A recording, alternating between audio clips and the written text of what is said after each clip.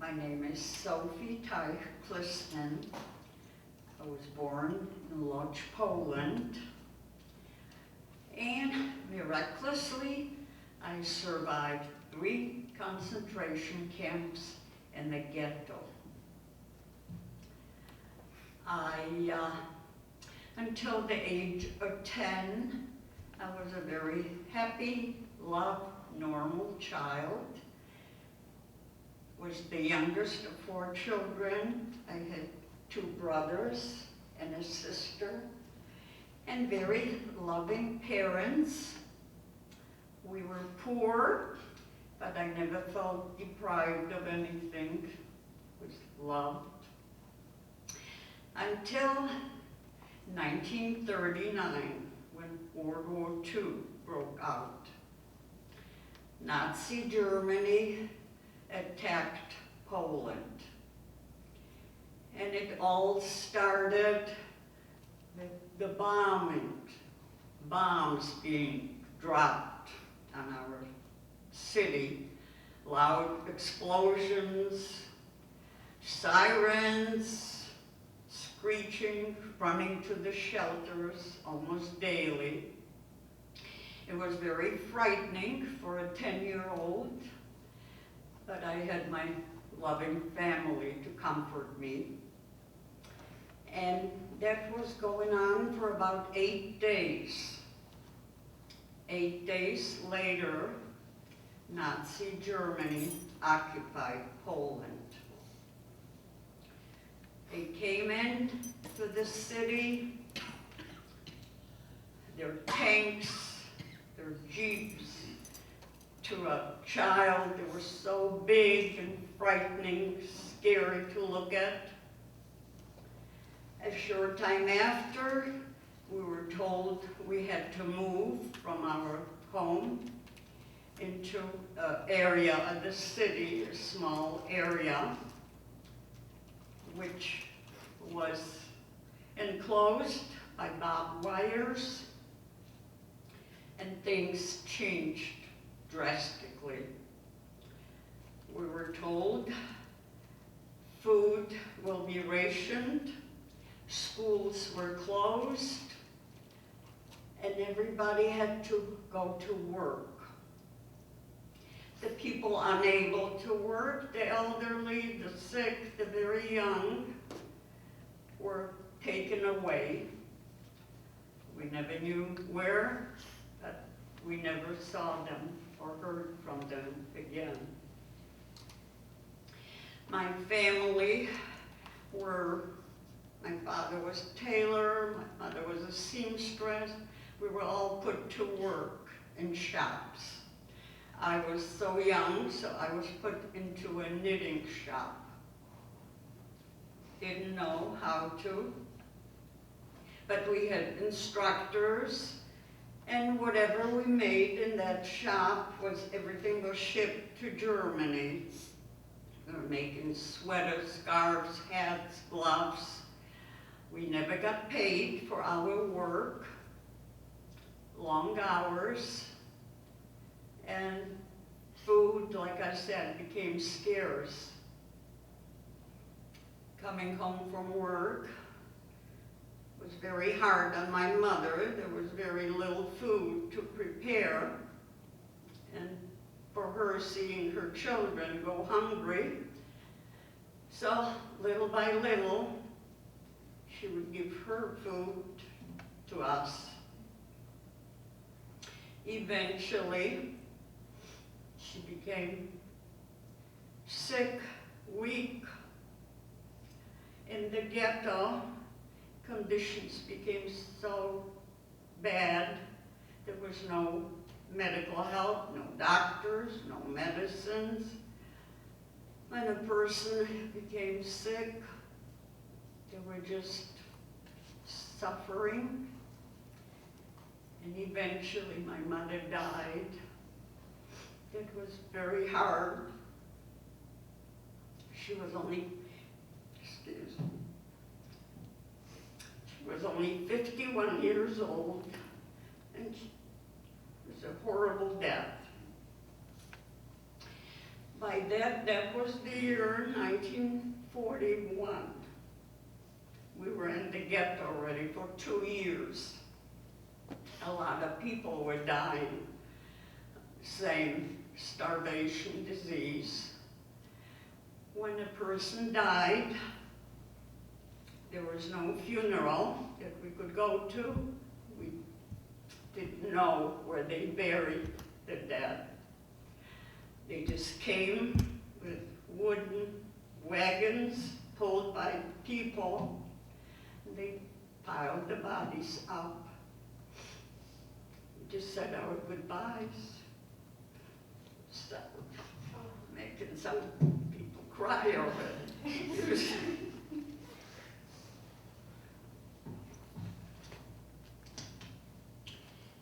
Okay, the misery went on. 1 year later, the same typhus disease, my father. Same death, also very young. Somehow, the 4 of us went on going to work, being hungry, being cold, being scared. We went on. I had 2 brothers. One was 17, one was 21. The 17-year-old died a year later.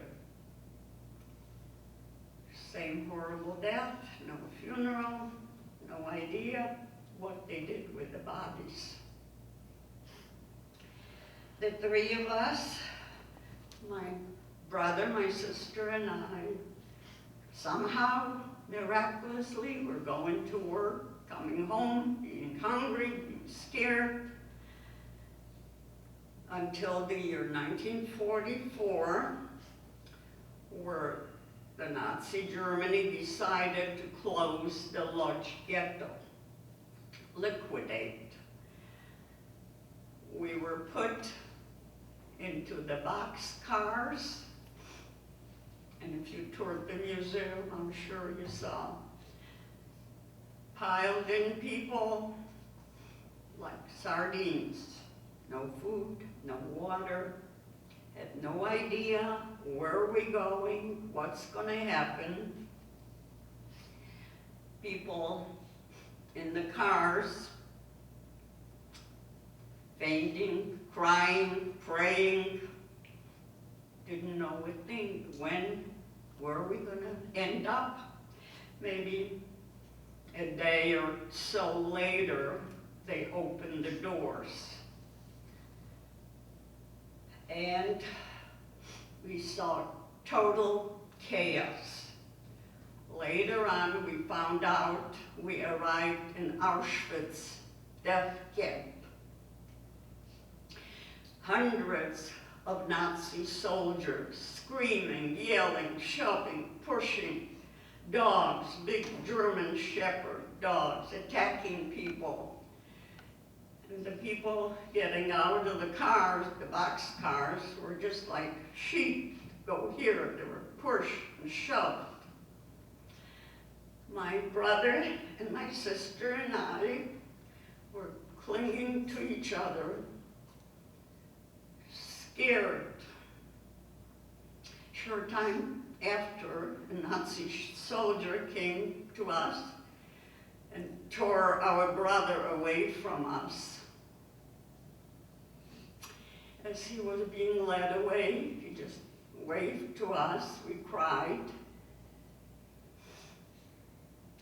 He was 21 years old. We never saw him or heard from him, ever. My sister and I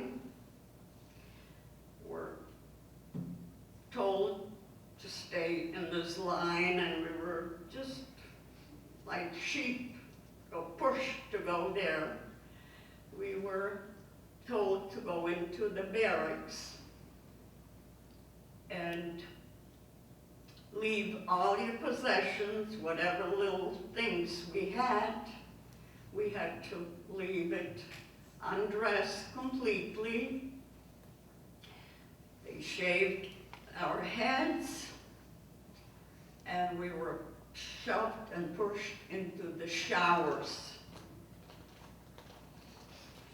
By some miracle, either the showers malfunctioned or the crematoriums that they had right next to Auschwitz was Birkenau, couldn't kill the people fast enough that my sister and I came out of the showers alive.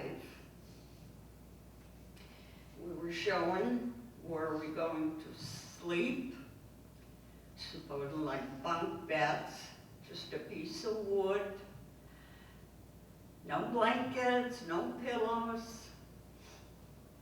That's where you're going to sleep. This is, by that time there was a woman, also, there were also Nazi women that were dressed in the uniform.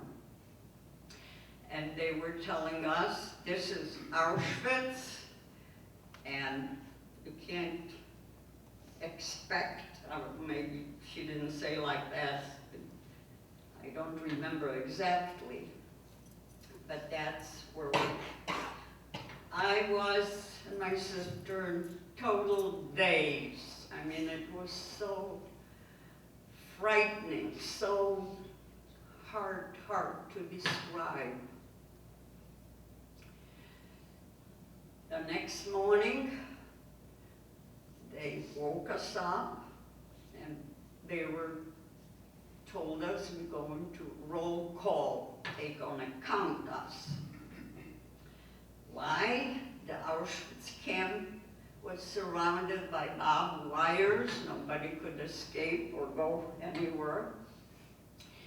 But we were told 5 people in a row, and they were counting us.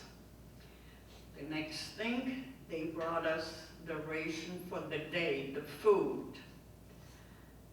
1 pot, watered down soup, no spoon, no bowl. Just take a gulp of the soup. Some people were so hungry, they didn't want to give it up. And we took a gulp of the soup, 1 slice of bread, and that was the food for the day. We were treated worse than animals. I mean, the way they gave us the food, the way they were hitting. If you were standing in line, they were counting you. If you had to sneeze or cough, they were there and hit you over the head. Okay, there was no work for us in Auschwitz, so we were told just to clean the barracks, clean the grounds. They didn't really know what to do with us. A few days later, we were woken up early in the morning and we were told we were going to a selection. Undressed completely, put out in the field, and we had to line up, scared to look up what's happening, but what I did see was a long table and Nazi soldiers sitting, supposedly, they were doctors. One of them was standing up and selecting the people. For what or where, we never knew what's happening. All we knew, my sister was in front of me, and when it came, and this Nazi doctor, later on we found out, Dr. Joseph Mengele, the angel of death. Not a word did he speak. His hand would just go. My sister, when she was up next, he pointed for her to go there. I was next in line, and he yelled out to me, "Stop." Of course, needless to say, I was petrified, shaking. I thought, maybe that's the end. I did something wrong and he's gonna shoot me right there and then. Shaking, shivering, scared, hard to describe. A moment later, he asked me how old I was. At that time, I was 15. By some miracle, I don't know who, my parents or miracles, it came out of me and I said, I'm 18. Okay, I guess he looked at me, whatever the next thing, he asked me what year I was born. Again, I added 3 years. I was really born 1929, but I told them I was born 1926. He pointed to go where my sister was. To this day, I call it, this was a miracle. We didn't know, but we hugged and cried and kissed. We didn't know if we were gonna live or die, but at least we were together.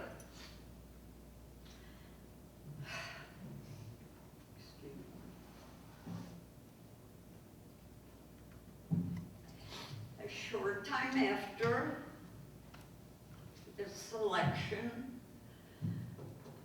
we were put into boxcars again. Same horrible conditions. By then, people were just passing out, dying, collapsing. 2 days later, being in that car, they opened the doors, and we were told we arrived in another concentration camp called Bergen-Belsen. Same chaos with the soldiers, with the screams, with the shoving, the pushing. We were put into barracks. Later, I found out Anne Frank was in that same camp, and she died there. Conditions were horrible. People dying, starvation. I became very sick there. The barracks were kind of like, I remember rainy season, and it rained into the place where we were sleeping, and there was not even a piece of wood on the floor, like just straw or hay. And I became sick, my throat. I was afraid to say that you're sick, you don't feel good, because, you know, they get rid of you. So somehow I must have had strep throat. I couldn't swallow. I felt I was choking. And I laid down in that wet straw and cried. And my sister came over me. I said, please, God, let me die. Let me get out of this misery. Sister leaned over to me and she cried, you all I've got. You can't leave me alone. You can't die. They gave me, I don't know, miracle. I believe in miracles. Strength to fight. I can't leave her alone. Little by little, a day went by, not even an aspirin. I got better. Amazing. felt a little better. Again, in Bergen-Belsen, we didn't stay very long.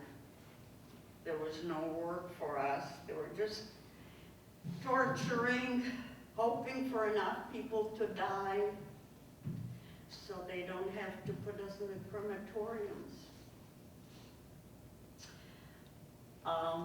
Like I said, and Frank was there at the same time. She was the same age. We were born the same year. But we never knew each other. When you were there, all you wanted to just think, how am I going to survive another day? Okay, after Bergen-Belsen, they put us again in the train, boxcars, 3 times was there, survived. We arrived 2 or 3 days later in another concentration camp that was in Germany. The name of this town or city was called Salzwedel. They had an ammunition factory there, and we were told we're going to work in the ammunition factory. Okay. The shift was from 6 o'clock in the evening till 6 o'clock in the morning, because the ammunition factory was underground, or I don't know why they couldn't work during the day. That was already 1944, or 45, excuse me. And we heard bombs again with the airplanes and bombs. The factory was close to railroad stations, so we saw explosions, fires, big bombs. But we figured out, because we had no news of anything, we are in Germany, so Germans wouldn't be bombing Germany.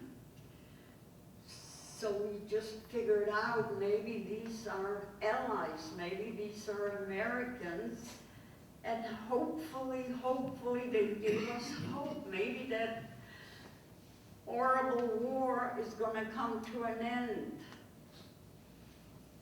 That gave us a little hope to go on, make it through another day. Working for myself in an ammunition factory from 6 in the evening till 6 in the morning was very difficult. I was only 15 years old, and teenagers need a lot of sleep, and I was deprived of that. So, okay, going back, my job in the ammunition factory was I was put behind a machine with live bullets.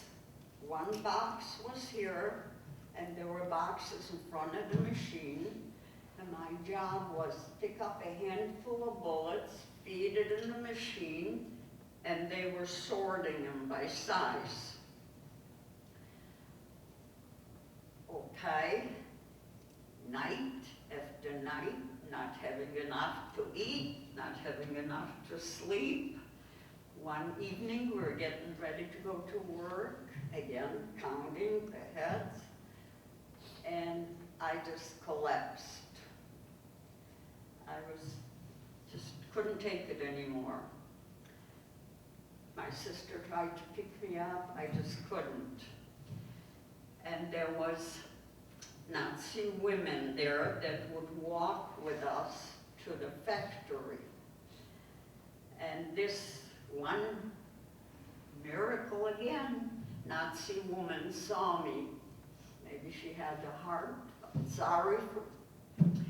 So she told me, okay, don't go into work tonight, go back to the barracks.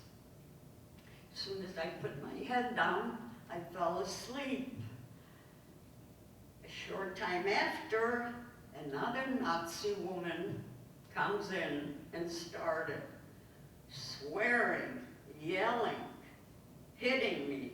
Where do you think you are? You better get up and go to work. okay?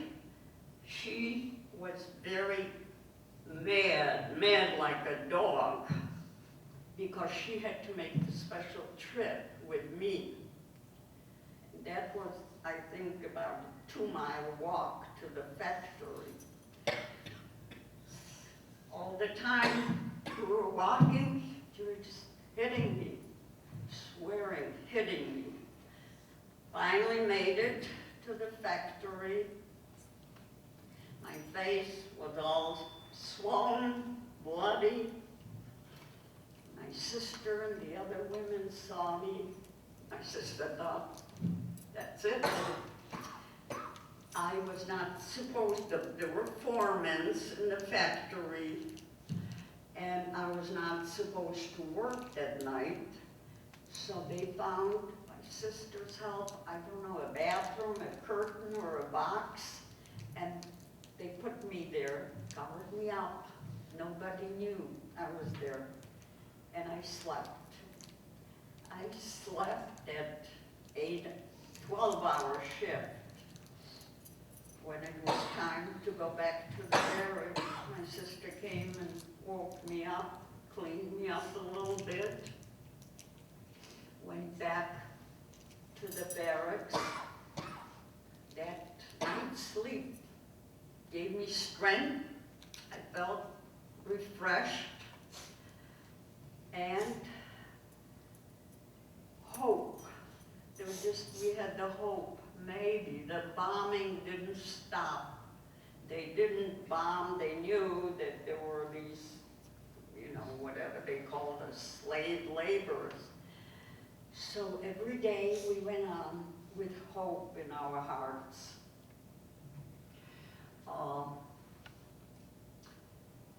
That day that I never forget was April 14th, 1945. We sensed already, because a lot of the guards, the Nazis in the camps, were leaving. There were still guards there to guard us, but that day, beautiful sunny day, we heard like tanks and cars and a lot of commotion going on. We were locked behind the gates, and a lot of the women were running to see what's happening. Sure enough, this beautiful day, we saw tanks approaching our camp with the American insignia. Excuse me. We were the American GIs, these angels, jumped up the tanks, opened the gates, and told us the war is over, you are free. We all looked like skeletons. Whatever they had available, crackers, cookies, they were given to us. And that was the liberation. Most of the women ran out. There was a town that we stayed there looking for food, whatever they could get. There was some farmland. And when you're so starved, you're so hungry, you eat whatever grows. You'll just put it in your mouth. I, on the other hand, went to sleep. My sister went out and brought something, whatever she could find. And a few days after it sank in that we are liberated, we are free, where do we go? What do we do with our lives now? Our first thought was, maybe somebody survived, maybe some other members of the family survived. We had such a huge family. My father had 7 sisters, and I had aunts, cousins, so many family members. we tried. The Red Cross was very helpful at that time. They came into the camps. First of all, they moved us from that concentration camp into DP camps, where we had already a bed to sleep on and food, and you know, they were trying to nurture us back to health. But the main thing was maybe some family members survived, and the Red Cross was very helpful. I don't know, there were no computers, no emails, but by newspapers, whatever. Our hope was that by some miracle that our brother that came to Auschwitz with us, that he survived.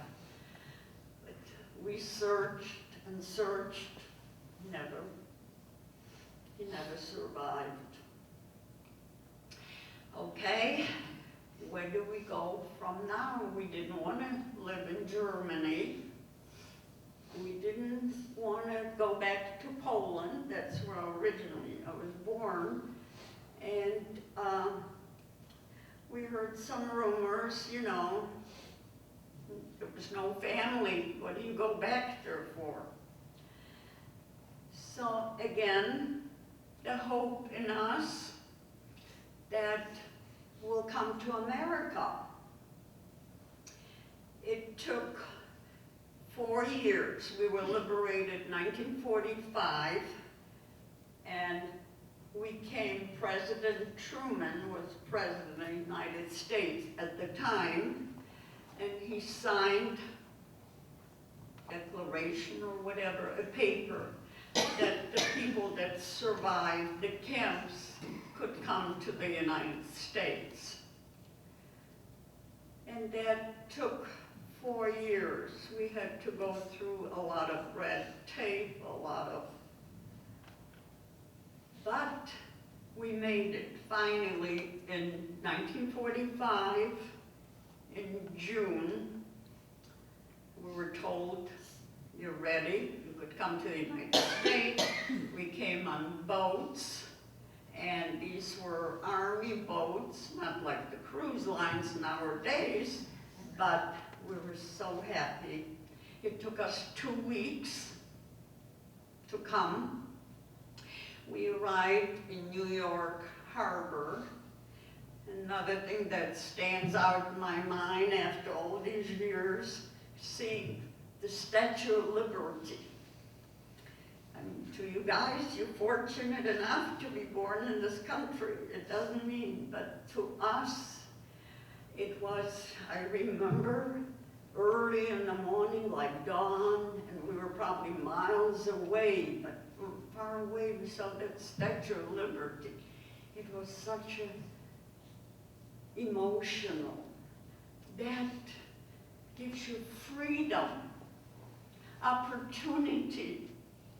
You don't have to be afraid that anybody is going to hit you just because you're a Jew or anybody. That's something stands out in my memory. We arrived in the United States not knowing the language, not having anybody, no family members, but volunteers, organizations, especially, you know, the Jewish organizations.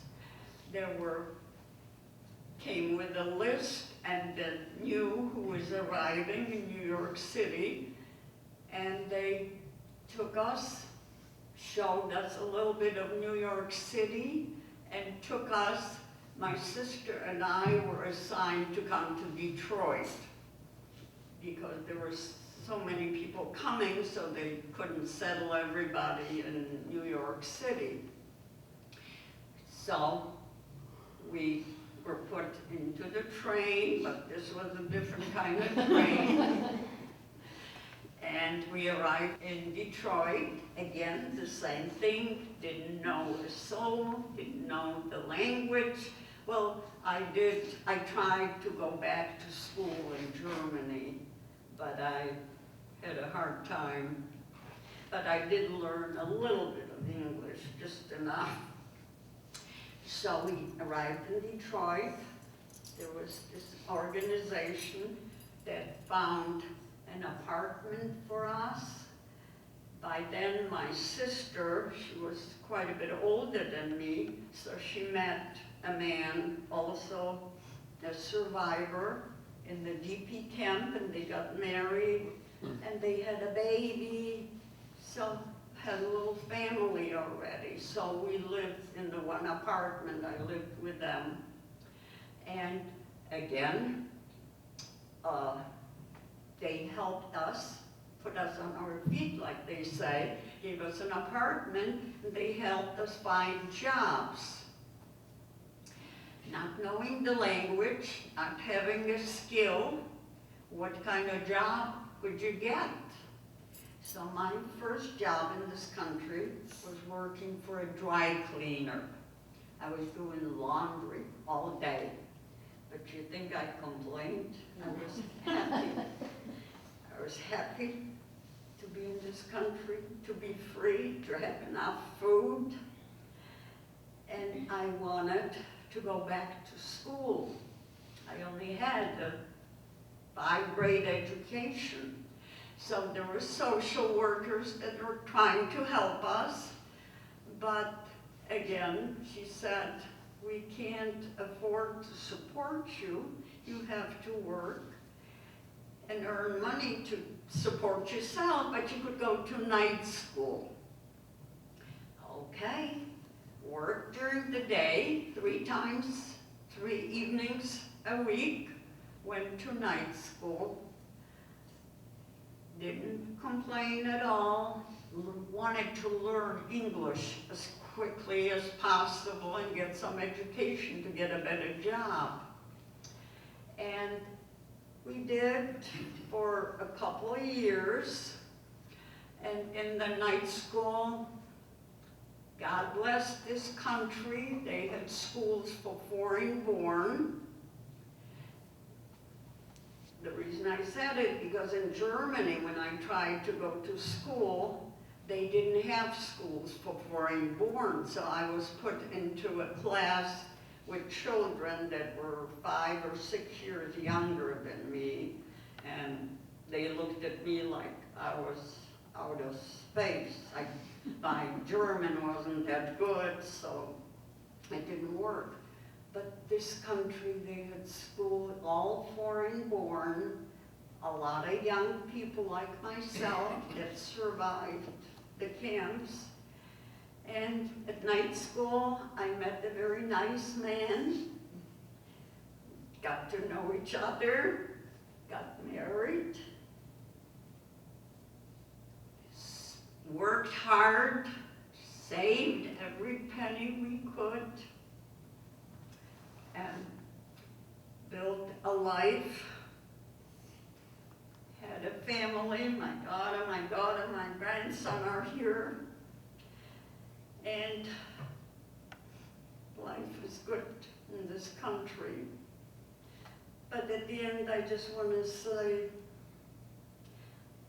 all this loss of life, with so many millions, only Jewish people, 6 million people got killed, innocent.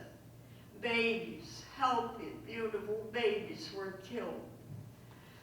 Just because of hate, prejudice, intolerance. The reason I'm talking, it's not easy for me to bring it all that pain back, but to educate the people what it means. Be tolerant. Don't hate just because of different color, different nationalities. I thank you all for listening to me.